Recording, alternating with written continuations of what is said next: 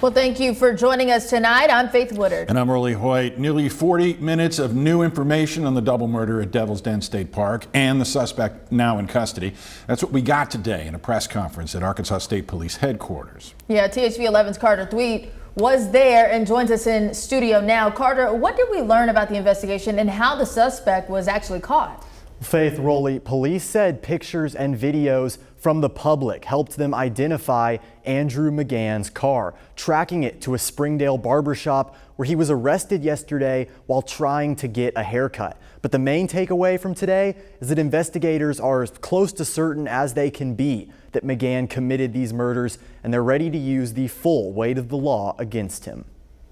We did confirm this morning that our suspect's DNA has been a positive match to the DNA that we suspected to belong to our suspect at the scene. In addition to that, Colonel Mike Hagar says a search of Andrew McGann's residence yielded items consistent with being involved in the murder of Clinton and Kristen Brink. And while officers wouldn't give specifics on what McGann has said since his barbershop arrest, during an interview with investigators, the suspect indicated that he did commit these murders. Hours and hours were put into this case by investigators, with Colonel Hagar describing them as absolutely exhausted. Washington County Prosecuting Attorney Brandon Carter summed up well what it's like to capture a suspect knowing that young children are now without their parents. Although today is a good day for law enforcement, there's a shadow over it because of the tragedy that occurred on Saturday. I asked what could come next for McGann. Do you know yet if you'll pursue the death penalty in this case or what kind of consequences you might seek? This case certainly has the aggravators that exist where a jury should get to decide what the punishment for this defendant is, and it's my intention to pose that to a jury.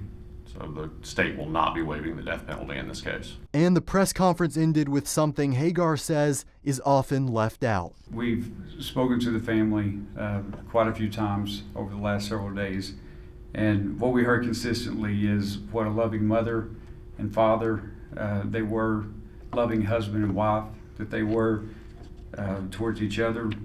They absolutely protected those girls to their fullest extent. To the point that it cost them their lives. We also learned today that the weapon used in the attack was a knife. No motive has been identified, but investigators say they have no reason to believe the victims and the suspect knew each other at all. And McGann has his first hearing set for tomorrow morning at the Washington County Jail, 7:45 a.m. All right, Carter, thank you. We've also learned the suspect was about to start a teaching job in Springdale, but the district says he was never in contact with students. You can get caught up on everything we know about this case right now on THV11.com.